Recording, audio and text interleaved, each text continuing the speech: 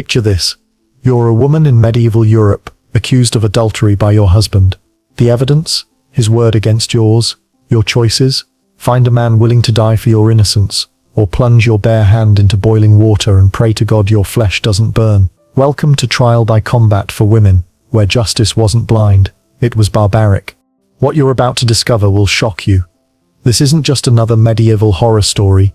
This is a legal system that treated women's lives as entertainment, their innocence as a blood sport, and their fate as divine spectacle. By the end of this video, you'll understand why one particular trial in 1386 became so infamous that it inspired movies, books, and continues to haunt historians today. But first we need to go back to where it all began. Trial by combat wasn't invented for women. It was created by men, for men, in a world where might literally made right. The concept was simple. If two parties disputed something, they could settle it through single combat. The winner was right, the loser was wrong, and if the loser died, well, God had spoken. This wasn't just accepted, it was enshrined in law across medieval Europe. But here's where it gets twisted. When women were accused of crimes, particularly adultery, witchcraft, or murder, they faced an impossible dilemma. Medieval law recognized that women weren't physically capable of combat against men. Sounds reasonable, right? Wrong. Instead of abandoning the system, medieval minds created something far more sinister.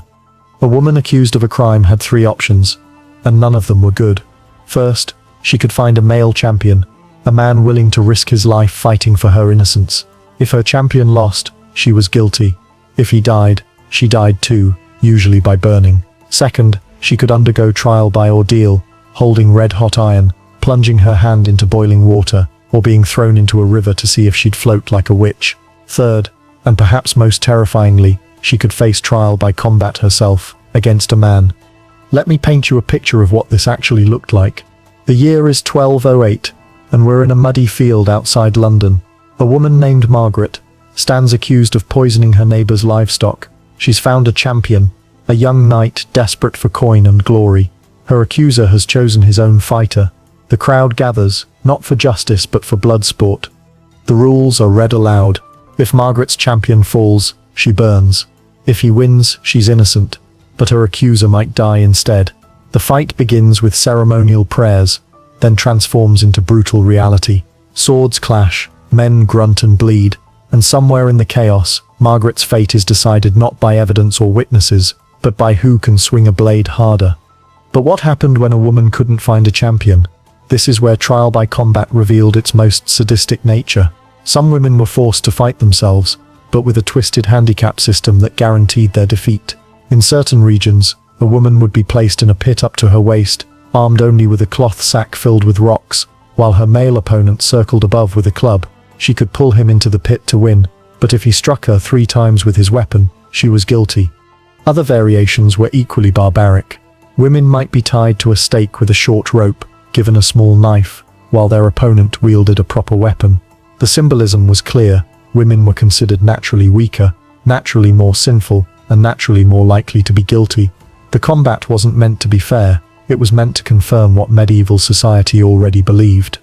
The psychological torture was as brutal as the physical.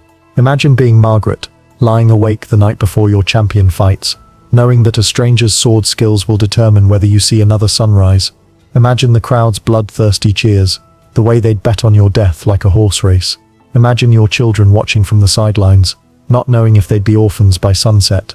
But the most famous case, the one that shocked even medieval sensibilities, happened in France in 1386. Marguerite de Carouge accused Jacques Legris, a squire, of rape. Legris denied it. Marguerite's husband, Jean de Carouge, demanded satisfaction. The French court, after deliberating, declared that this dispute would be settled by trial by combat. But here's the twist that makes this case legendary. If Jeanne lost the fight, Marguerite would be executed for false accusation. Think about that for a moment. A woman reports a rape. The legal system decides her husband should fight her alleged attacker. If her husband loses, she dies. This wasn't justice. This was institutionalized victim blaming with a death sentence attached. The crowds that gathered for the Carouge's trial were massive. This wasn't just any trial by combat. This involved rape, honor, and a woman's life hanging in the balance. Nobles traveled from across France, to witness what everyone knew might be one of the last great trials by combat. The pressure on Jean de Carriges was immense. He wasn't just fighting for his honor, he was fighting to save his wife's life. The combat lasted hours. Both men were skilled knights. Both had everything to lose. Jacques Legris fought knowing that defeat meant death and eternal damnation as a rapist. Jean de Carriges fought knowing that his wife's life literally hung on every swing of his sword.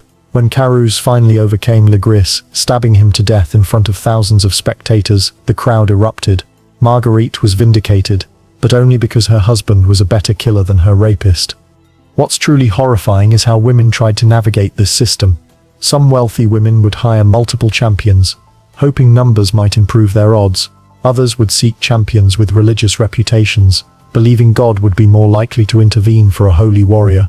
Desperate women would offer their entire dowries, their land, even their bodies to potential champions. The system didn't just threaten their lives, it stripped away their dignity and autonomy. The church played a complicated role in all this.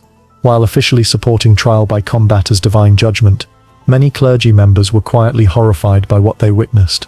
Records show priests trying to convince women to confess rather than face combat, not out of mercy, but because they believed a quick execution was more humane than the prolonged terror of waiting for a champion to fight and possibly die. Some women tried to game the system in desperate ways. There are records of accused women attempting to seduce potential champions, promising marriage or sexual favors for their service. Others would try to sabotage their accusers' champions through poison or bribery. A few particularly cunning women would accuse their accusers of crimes, hoping to create a legal tangle that might delay or prevent their trials. But the most tragic stories are of women who simply couldn't find champions at all. These women faced the alternative ordeals, grabbing red-hot iron bars, plunging their hands into boiling water, or being bound and thrown into rivers. The logic was medieval and twisted. If you were innocent, God would protect you from harm. If you were guilty, you'd be burned, scolded, or drowned. Many women died not from the ordeals themselves, but from the infections that followed. The decline of trial by combat for women came slowly, then suddenly, as the medieval period waned and Renaissance thinking emerged. Legal scholars began questioning whether physical strength truly reflected moral truth. The rise of Roman law, with its emphasis on evidence and testimony, gradually displaced Germanic traditions of combat and ordeal.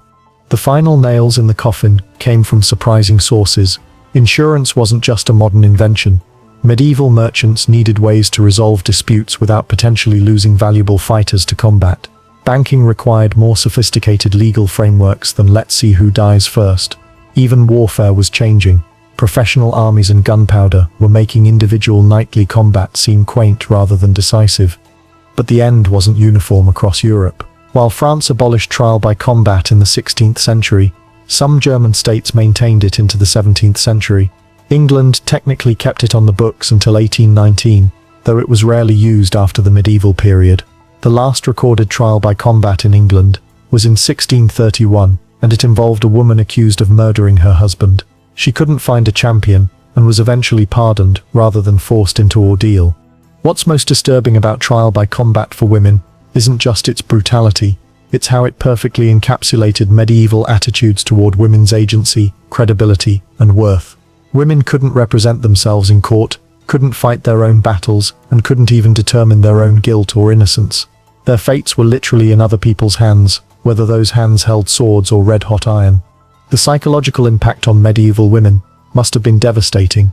Living in a world where your innocence could only be proven through violence, where your word meant nothing without a man willing to die for it, where false accusation could lead to public execution.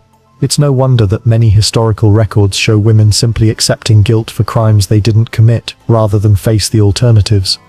Modern legal scholars studying these cases often focus on their procedural aspects, but they miss the human element. Behind every trial by combat was a real woman, terrified and powerless, watching strangers decide her fate through violence. Behind every successful ordeal was a woman whose burned hands and scarred flesh were considered proof of divine favor. The legacy of trial by combat for women extends far beyond medieval history. It established legal precedents about women's credibility that persisted for centuries.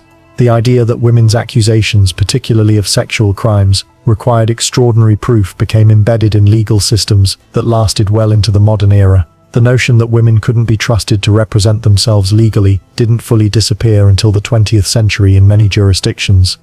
Today, when we hear about victims not being believed, about the burden of proof falling disproportionately on accusers, about legal systems that seem designed to protect perpetrators rather than victims, we're seeing echoes of these medieval attitudes. The methods have changed, but the underlying assumption that women's words need extra validation remains disturbingly familiar. So the next time someone romanticizes medieval chivalry or talks about the good old days when men protected women's honor, remember Marguerite de Carolge's lying awake the night before her husband's combat, knowing that her rapist's sword skills would determine whether she lived or died. Remember Margaret, watching a stranger fight for her life while a crowd cheered for blood. Remember the countless unnamed women who chose confession over combat, execution over uncertainty. Trial by combat for women wasn't about justice. It was about spectacle, control, and the systematic devaluation of women's voices in favor of men's violence. And perhaps most chillingly, it was completely legal, socially accepted, and considered morally righteous by the standards of its time. What do you think about this brutal system? Could you imagine living in a world where your innocence depended on finding someone willing to die for you? Share your thoughts in the comments below, and don't forget to subscribe for more shocking historical truths that will change how you see the past. Next week, we're diving into medieval torture methods that were considered merciful. Trust me, you won't believe what passed for compassion in the Middle Ages.